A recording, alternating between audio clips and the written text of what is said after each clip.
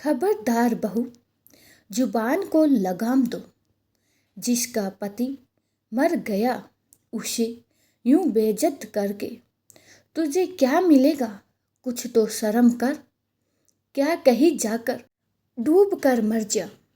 इतने घिनौने आरोप तेरे दिमाग में कैसे आते हैं? आज बहू की बातें सुनकर आशा जी का पारा 7वें आसमान पर पहुंच गया था। तभी बहू सुनंदा ने जोर से कहा, ये जो बेचारी बनकर घर में बैठी है, इसके बारे में जानकर सबके होश उड़ जाएंगे। विधवा का चोला पहनकर मासूम बनती है। आशा जी चिल्लाकर बोली, क्या बकवास कर रही है तू? अरे बेटी है, वह मेरी और तेरी ननंद है। गिरीश को समझाओ इसे, वरना मैं इसको धक्का देकर बाहर निकाल दूंगी। सुनंदा जी भी जोरदार आवाज में चिल्लाई, यह घर रहने लायक है भी नहीं। जाने कब जान से हाथ धोना पड़ जाए। सुनंदा ने अपने कमरे में जाकर सूटकेस में सामान भरना शुरू कर दिया और उसका पति गिरीश आकर उसे जाने से रोकने लगा। तभी बाहर से जोरदार आवाज आई तो गिरीश बाहर की ओर भागा और सुनंदा भी हैरान होकर उसके पीछे भागी। बाहर आकर देखा तो सुनंदा ससुराल आई तो स्वागत में मन मोह लिया। सास ननंद का व्यवहार दिल छू लेने वाला था। उसने आने के बाद अपने पति से कहा, मैंने बस ऐसे ही परिवार अपने सपनों में सजाया था। गिरीश ने मुस्कुराकर कहा, मुझे भी तुम्हारी जैसी ही पत्नी चाहिए थी। काश पिताजी होते तो बहू का सुख उनको भी नसीब होता। मुझे उम्मीद है कि तुम दीदी को भी वही सम्मान दोगी जो उनको मिलना चाहिए। वह पति को खो चुकी है, इसीलिए उदास रहती है। हमेशा उनका साथ देना। सुनंदा ने मुस्कुराकर वादा किया कि वह हमेशा अपनी विधवा ननंद का साथ देगी और प्यार देगी। लेकिन सुबह सुबह 4 बजे घर में कोहराम मच गया।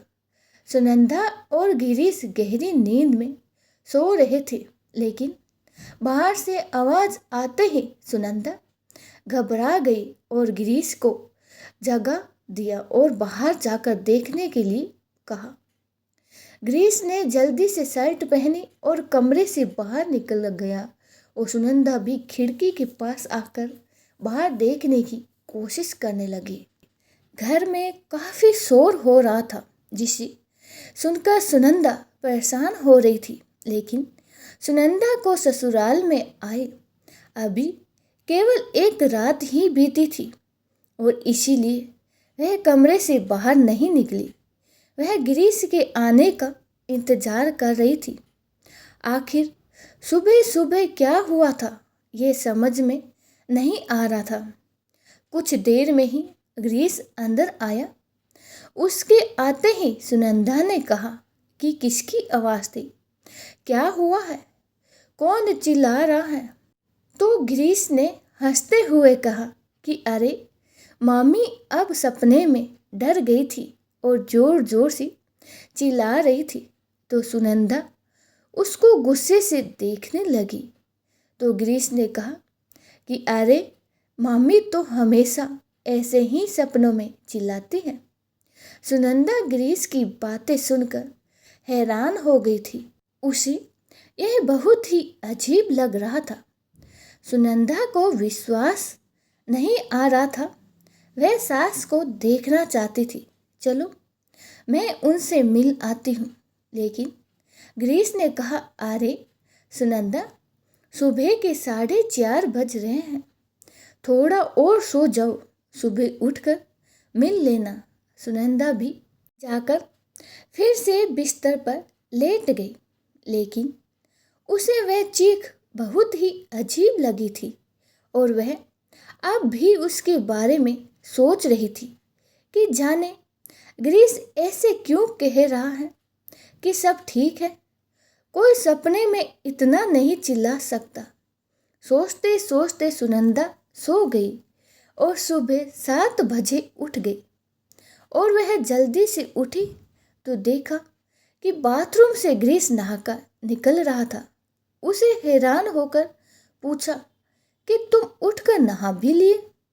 तो ग्रीस ने कहा कि मैंने सोचा कि तुम थकी हुई हो और अभी कुछ देर में घर में भी पूजा होने वाली है, तो आज तुम्हें आराम करने देना चाहिए, क्योंकि ससुराल में तो जीवन भर काम करना है। सुनंदा भी जल्दी से नहाकर तैयार हो गई और बाद में घर में हवन होने लगा, जिसमें सुनंदा और गिरीश को पूजा के लिए बिठाया गया। सास ने आकर सुनंदा के गले में सोने का हार पहनाया तो वह मुस्कुरा दी। उसकी ननद माधुरी भी वहीं पूजा में बैठ गई थी। वह सुनंदा को बहुत ध्यान से देख रही थी। सुनंदा के हाथ पर उसका चेहरा और माधुरी बहुत ध्यान से सब देख रही थी। सुनंदा को ननंद का व्यवहार थोड़ा अजीब लग रहा था कि यह उसे ऐसे क्यों देख रही है। सुनंदा के दिमाग में उलझन चल रही थी। जैसे ही पूजा पाठ खत्म हुआ तो सुनंदा की सास ने उसको वापस कमरे में भेज दिया। इस समय भी सुनंदा के दिमाग में उसकी ननंद की नजरें घूम रही थी। तभी माधुरी कमरे में आई और मुस्कुराकर बोली, तुम्हें हमारा और घर और हमारे परिवार के लोग कैसे लगे? तुम्हें अच्छा तो लग रहा है ना? सुनंदा ने मुस्कुराकर कहा, दीदी सभी लोग बहुत ही अच्छे हैं। मैंने कुछ अच्छे काम किए होंगे जो मुझे इतना अच्छा परिवार मिला है, और आप तो मेरा कितना ख्याल रखती हैं। दीदी आप भी बहुत अच्छी हैं। सुनंदा को माधुरी ने तुरंत गले से लगा लिया और कहने लगी कि यह हार तुम्हारे गले में बहुत ही सुंदर लग रहा है। तब सुनंदा के दिमाग में आया कि हाँ, यह बहुत देर से मेरे गले में देख रही है। तब सुनंदा ने कहा कि दीदी ये हार किसने दिया? बहुत ही सुंदर हार है। माधुरी ने मुस्कुराकर कहा कि तुम किस्मत वाली हो जो ये हार तुम्हें पहनाया गया है। बार बार माधुरी उस हार पर हाथ रख रही थी और ये सुनंदा को बहुत ही अजीब लग रहा था। फिर अचानक माधुरी की आंखों में आंसू आ गए और वह बोली, दरअसल ये हार मुझे मेरे ससुराल से मिला था। तुम पर कितना सुंदर लग रहा है, यह देखकर मुझे अच्छा लगा। माधुरी की आंखों में आंसू देखकर सुनंदा ने तुरंत कहा कि दीदी मुझे लगता है इससे आपकी यादें जुड़ी हुई है। अगर इसको देखकर आपको आपकी ससुराल याद आता है तो मैं इसको नहीं पहनूंगी। तो माधुरी ने अपने आंसू पोंछकर कहा कि नहीं सुनंदा, ऐसी बात नहीं है, बस मेरे मुंह से अचानक निकल गया।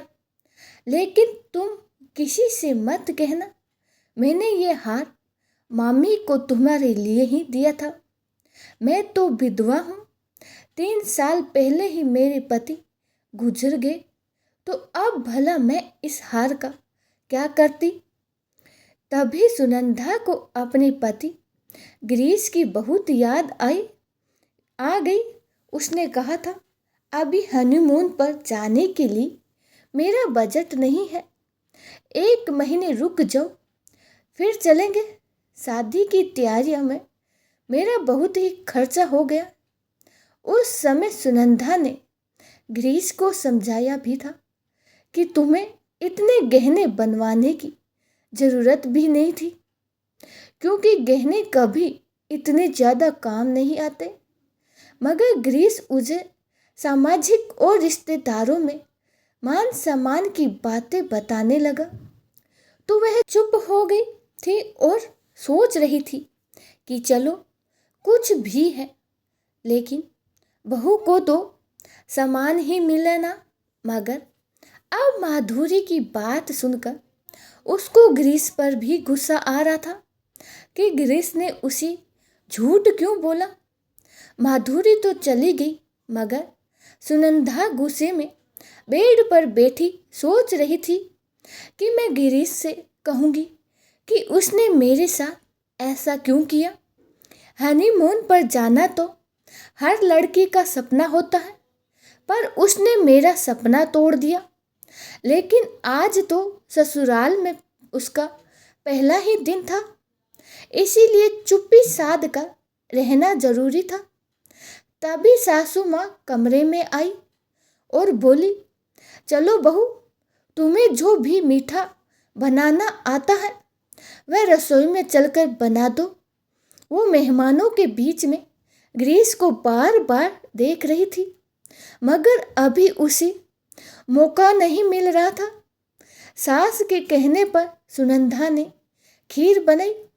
खीर खाकर सभी लोग सुनंदा की तारीफ करने लगे।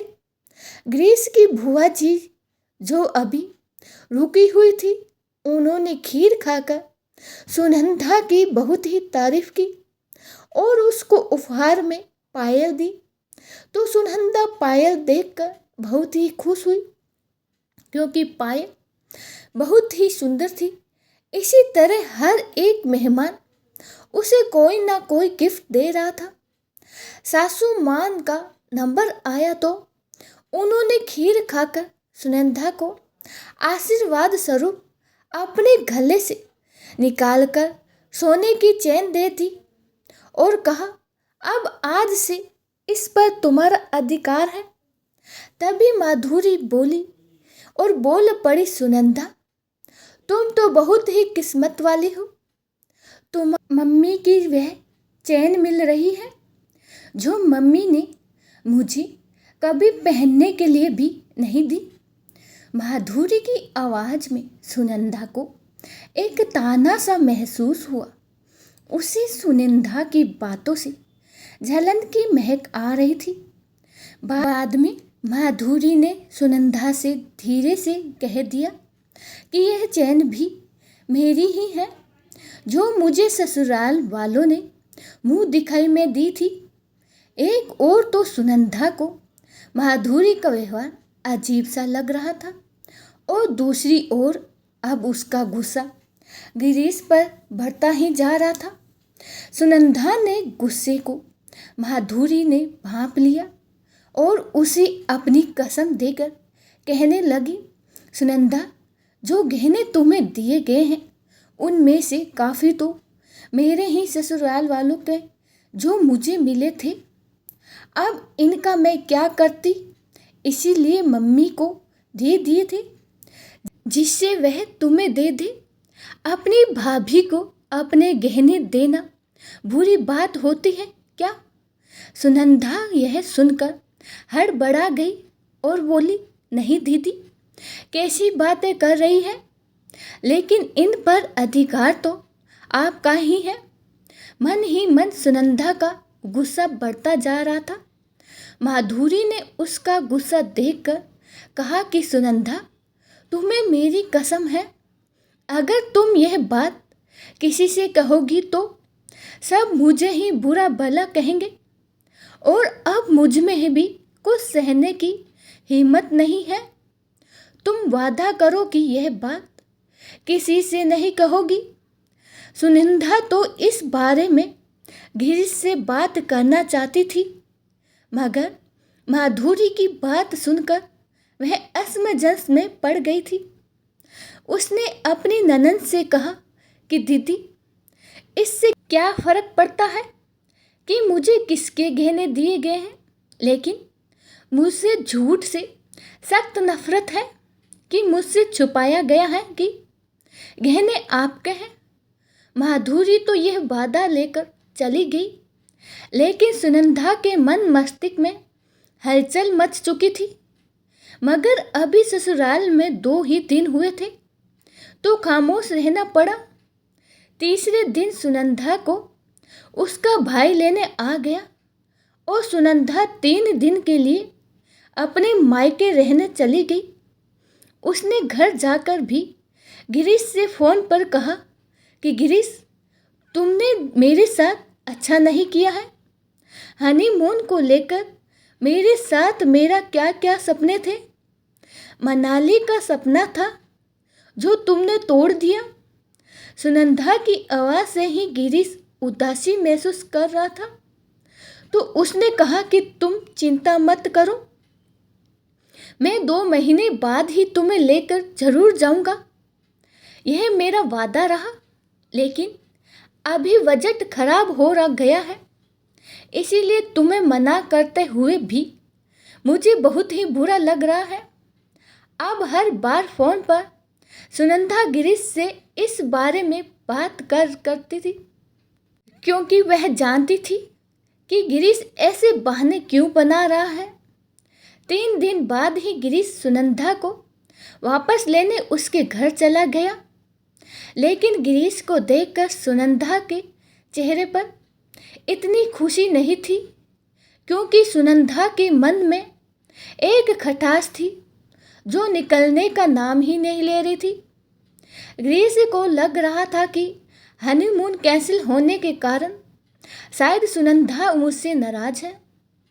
गिरीश उसको घर लेकर नहीं आया बल्कि उसको सीधे एक रेस्टोरेंट ले गया और वहाँ उसकी मनपसंद की खाने की चीज़ें मंगवाई। मगर सुनंदा के चेहरे से खुशी एकदम ही गायब थी। तो गिरीश ने कहा कि सुनंदा, आखिर बात क्या है?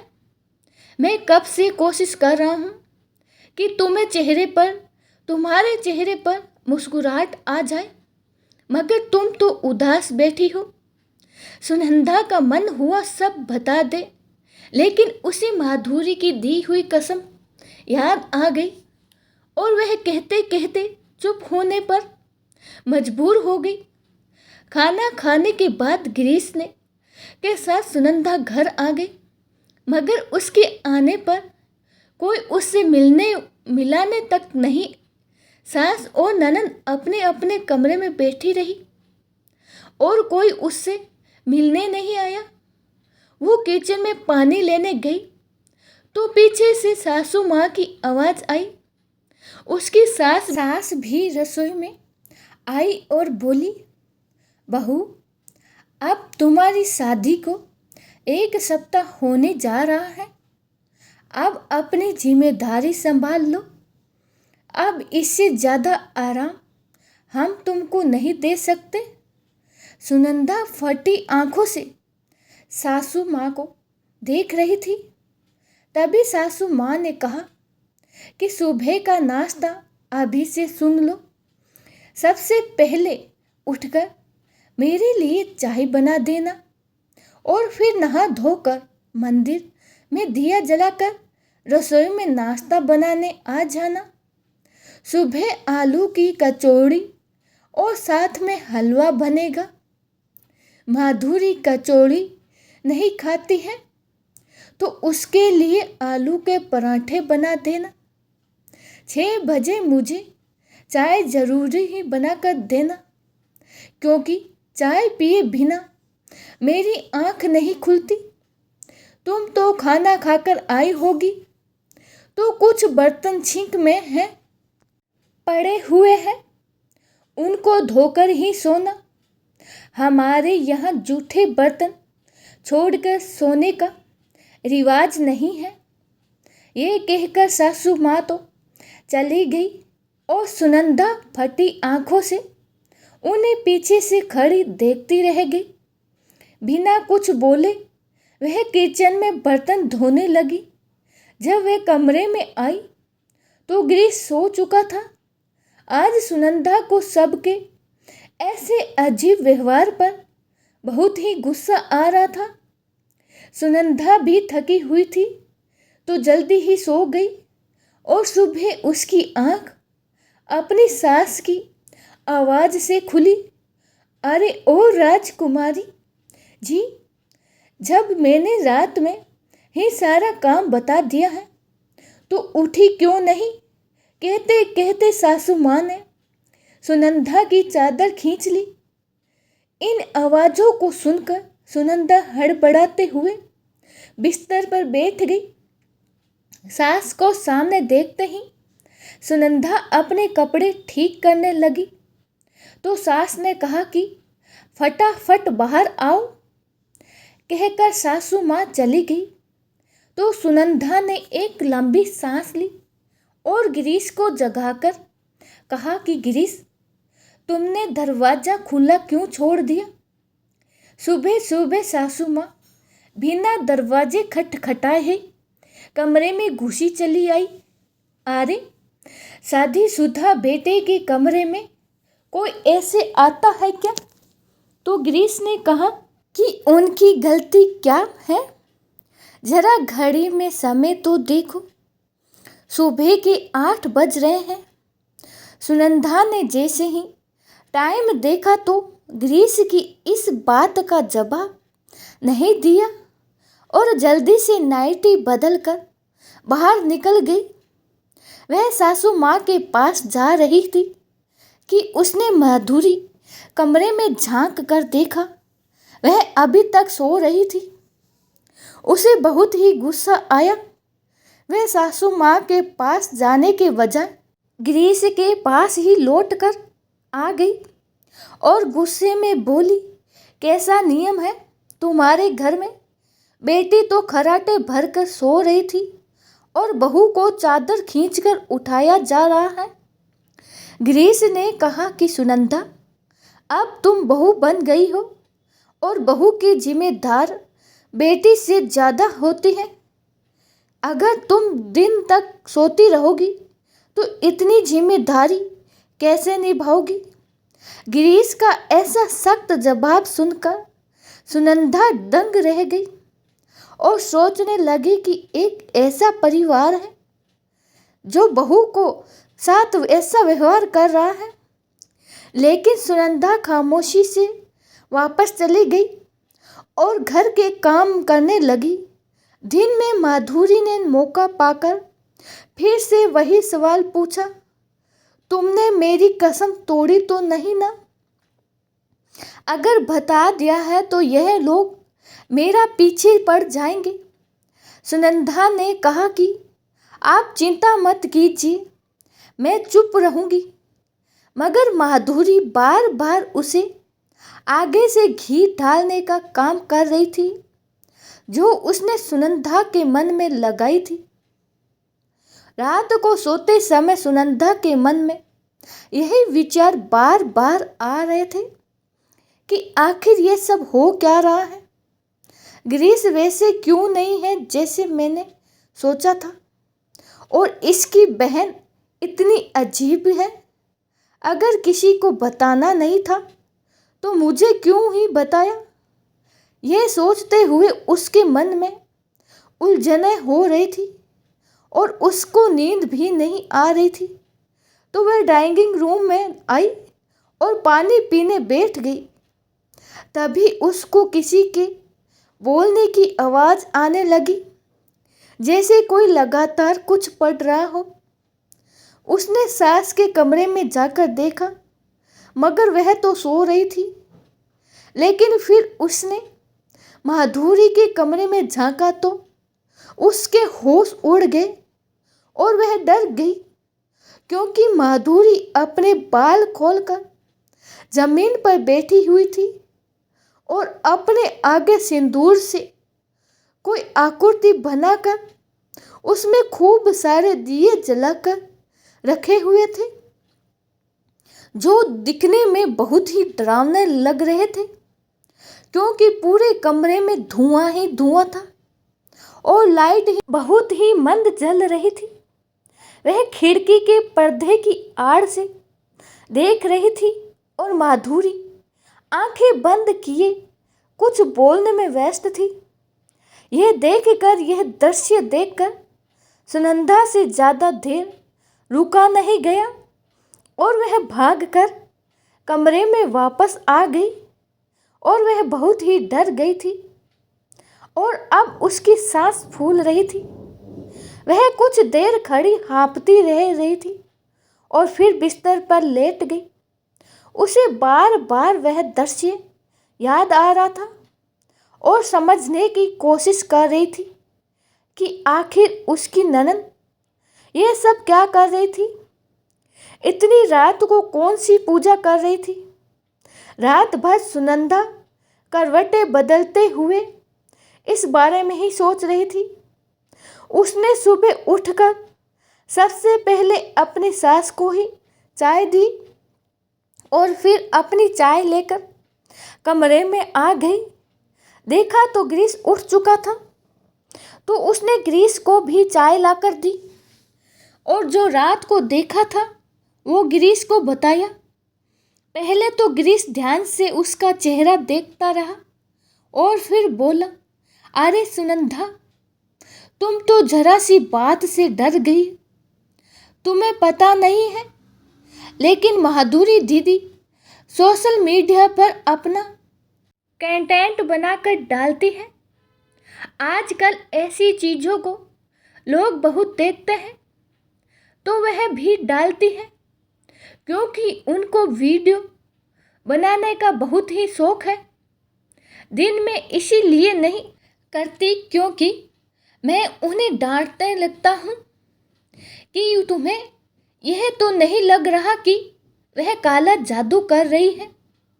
सुनंदा के मन की बात गिरीश ने पढ़ ली तो वह उसे देखती ही रह गई।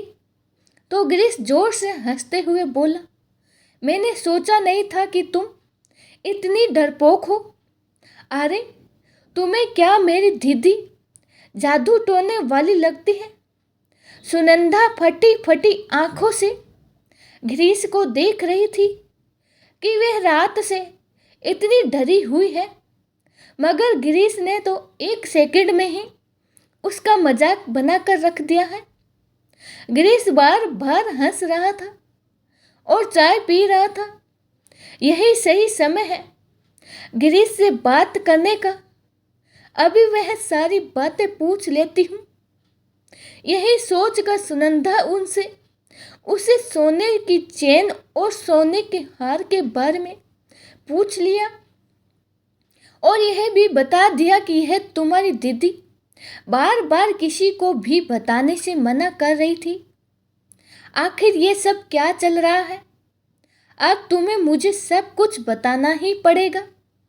तो गिरीश ने हैरानी से कहा कि अच्छा, तो तुम इस बात पर इतने दिन से नाराज हो। दीदी ने तो तुमसे मजाक में कह दिया होगा। ऐसा कुछ भी नहीं है। सच तो यह है कि ये मेरे पास हर एक चीज का बिल है जो मैं तुम्हें दिखा सकता हूँ। सोने की चेन मम्मी की थी, दीदी की नहीं। तभी सासू माँ भी कमरे में आ गई और कहने लगी, बहू यह क्या तरीका है। तुम हर 10 मिनट में गिरीश से बतियाने कमरे में आ जाती हो। अरे सुबह की चाय पिलाकर ही सारे काम खत्म हो गए क्या। एक बार बिस्तर छोड़ने के बाद बिस्तर पर बैठना अब शगुन होता है। अरे नहा धोकर नाश्ते की तैयारी क्यों नहीं करती हो। सास आंखें निकाल कर जिस तरह बोल रही थी उसे सुनंदा मन ही मन उदास हो गई थी। सुनंदा काम खत्म करने लगी, लेकिन तभी उसे याद आया कि गिरीश को टिफिन में क्या ले जाना है। वह पूछने के लिए वापस गिरीश के पास गई तो गिरीश माधुरी के कमरे में बैठा था और गिरीश उससे कुछ कह रहा था कि दीदी आपको झूठ बोलने का की क्या ज़रूरत थी। आपके एक झूठ ने मुझे तो बुरी तरह ही फंसा दिया है। आखिर आप यह सब क्यों कर रही है। अब आपके कारण वह मुझसे नाराज है और मुझ पर शक कर रही है क्योंकि मैं उसे अभी तक हनीमून पर नहीं ले जा पाया हूँ। यह बात सुनते ही सुनंदा के होश उड़ गए और वह समझ गई कि माधुरी के बारे में सब लोग मुझसे कुछ छुपा रहे हैं। गिरीश को मालूम था कि उसकी दीदी झूठ बोल रही है और इस तरह के झूठ बोल रही है, फिर भी वह छुपा रहा था। आखिर वह दीदी के झूठ पर पर्दा क्यों डाल रहा है? सुनंदा फिर से रात को इस बारे में बात करना चाहती थी, मगर यह नहीं चाहती थी कि कोई झगड़ा हो। इसीलिए उसने गिरीश से कुछ नहीं कहा। उसे रह रह कर रात वाला माधुरी के कमरे का दृश्य याद आ रहा था, तो गिरीश की बात को परखने के लिए वह उठकर माधुरी के कमरे की ओर चली गई।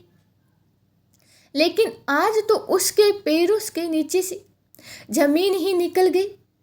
आज तो माधुरी के कमरे का दृश्य कल से भी भयानक था।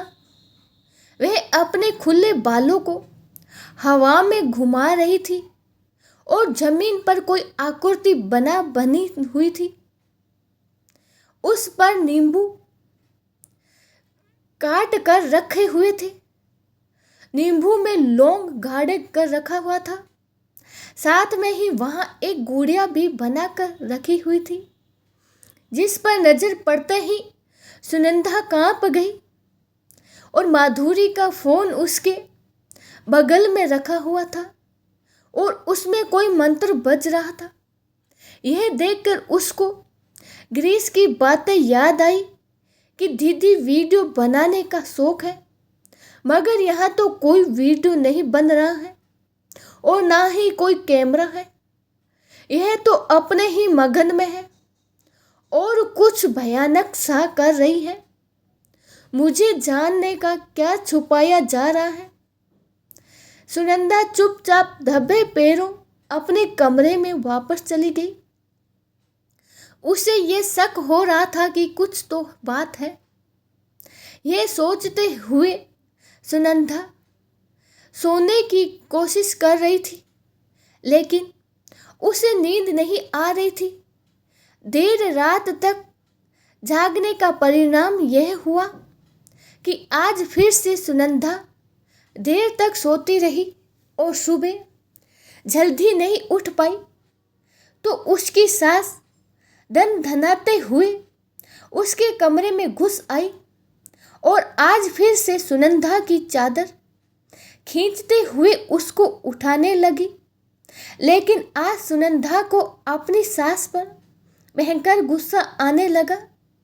उसने गुस्से में कह दिया कि मामी जी, इस घर में जल्दी उठने की जिम्मेदारी मुझ पर ही क्यों है?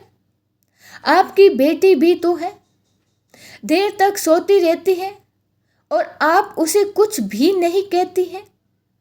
ये सारे नियम सिर्फ बहू के लिए ही क्यों है? सासू माँ गुस्से में बोली कि खबरदार, जुबान चलाने की कोई ज़रूरत नहीं है। तुम मेरी बेटी से कोई मतलब नहीं रखोगी और जैसा कहा जाए वैसा ही करना पड़ेगा।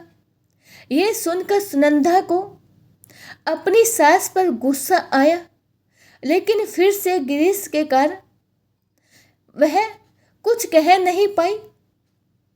सुनंदा उठकर आज सीधी माधुरी के कमरे में पहुंची और उसकी चादर बिल्कुल वैसे ही खींच डाली जैसी उसकी चादर सास ने खींची थी।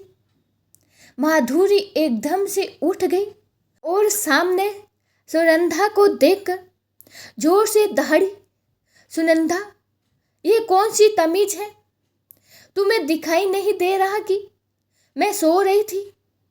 और इतना कहकर माधुरी ने जोर जोर से चिल्ला चिल्ला कर अपनी माँ को बुलाना शुरू कर दिया।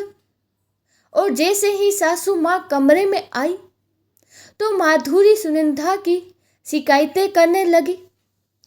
माधुरी ने चिल्लाकर सुनंदा की और देखते हुए कहा कि मम्मी, इसे पूछिए कि इसकी हिम्मत कैसे हुई मेरी चादर खींचने की। अब तक वहां गिरीश भी शोर सुनकर पहुंच चुका था। इससे पहले कि सास कुछ बोल पाती, सुनंदा चिल्लाकर बोल पड़ी कि तुम्हारी माँ क्या बोल सकती है? इन्होंने तो खुद ही मेरे साथ थोड़ी देर पहले यही किया था और अब यह करना भी सीख गई हूँ। जितना बुरा तुम्हें लग रहा है उतना ही बुरा मुझको भी लग रहा था। मुझे बस इस बात का जवाब चाहिए कि जब तुम देर तक सो सकती हो तो मुझे पर देर तक सोने की पाबंदी क्यों है? मुझे जल्दी क्यों उठाया जा रहा है? माधुरी ने चिल्लाकर आंखें लाल करते हुए कहा कि तुम्हें क्या पता मुझे नींद ना आने की बीमारी है और इस कारण मैं रात को सो नहीं पाती, इसीलिए मैं देर तक सोती हूँ। तभी सासू माँ बीच में बोल पड़ी, ये सब इसीलिए होता है कि वह बेटी है और तुम बहू हो। जल्दी उठकर घर के सारे काम तुमको करने हैं, मेरी बेटी को नहीं।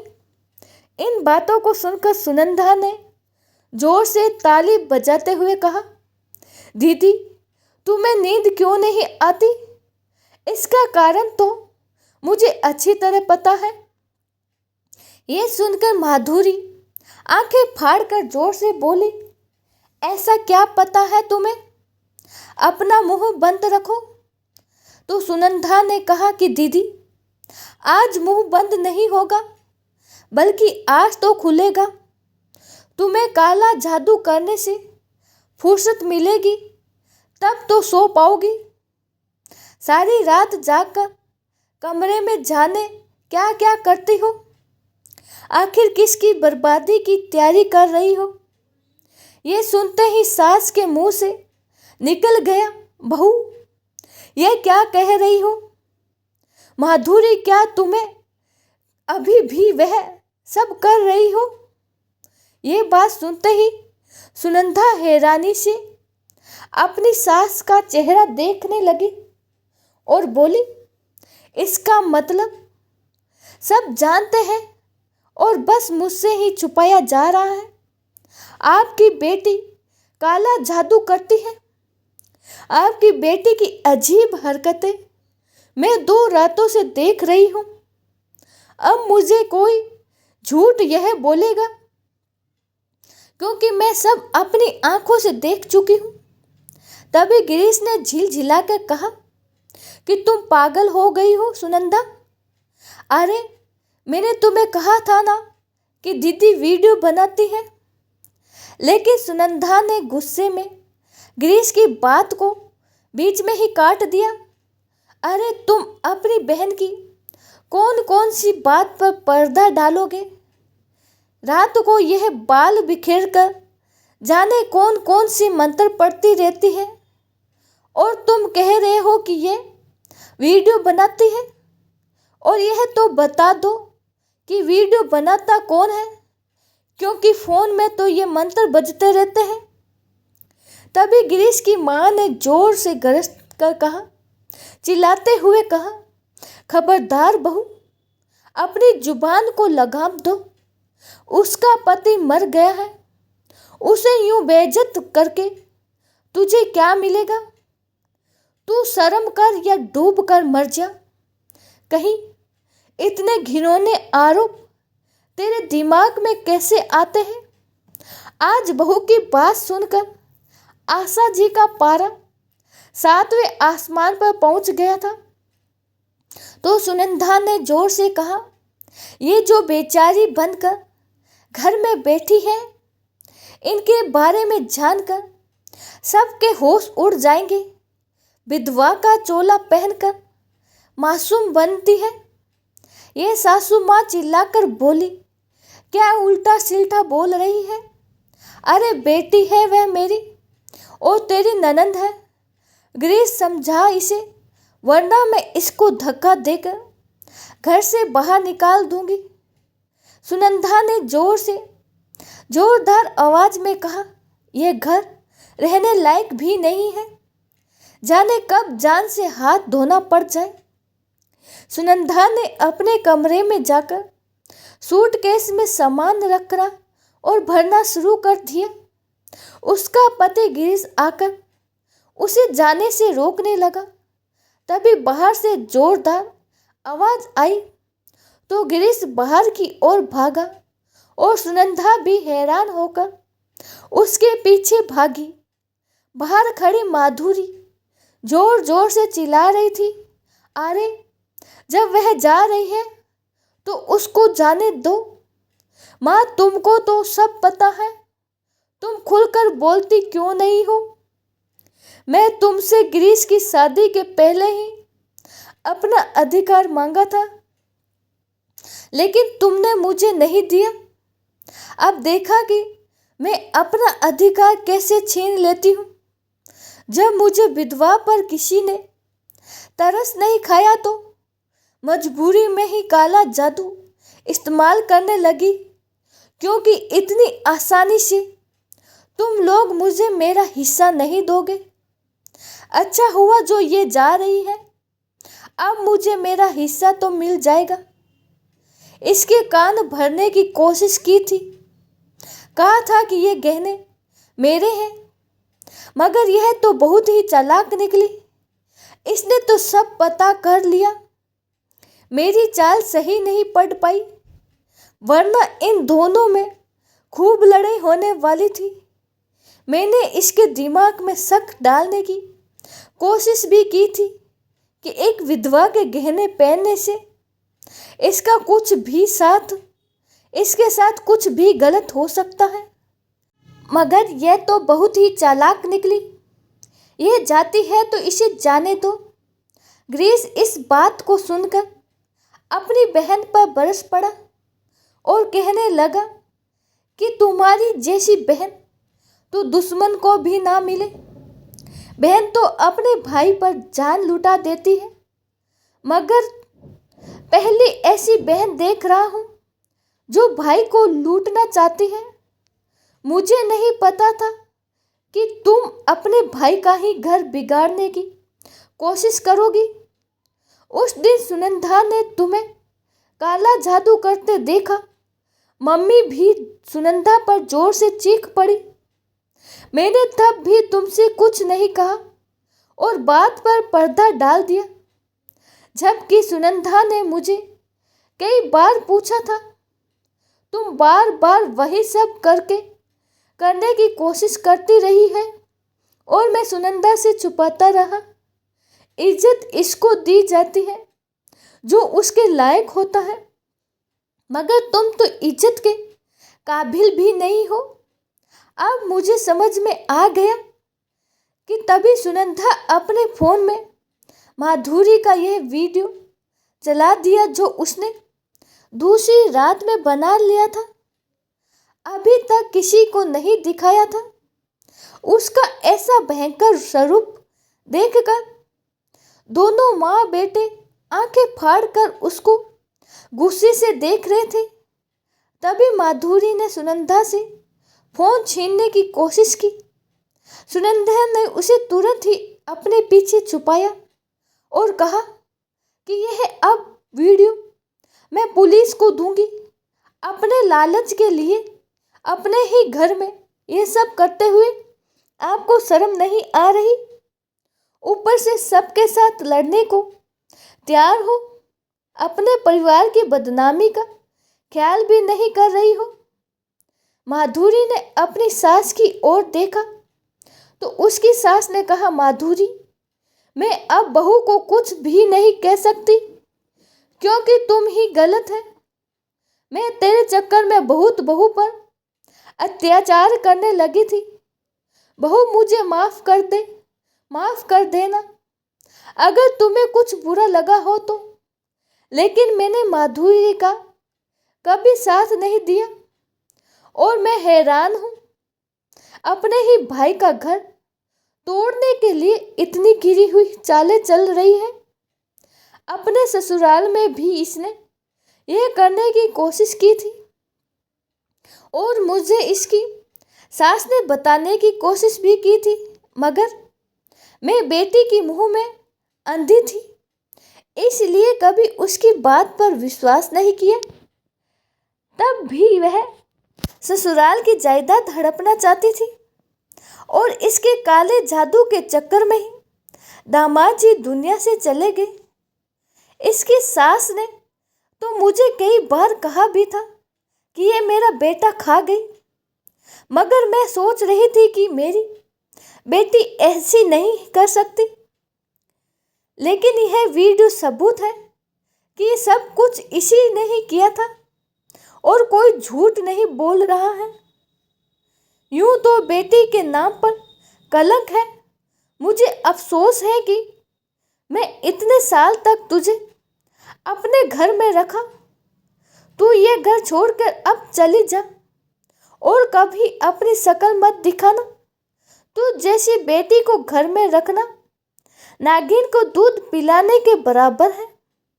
ग्रीस ने और उसकी माँ ने माधुरी को घर से निकाल दिया और वह भी धमकी देकर चली गई कि उसने अपने काले जादू पर बहुत ही भरोसा है।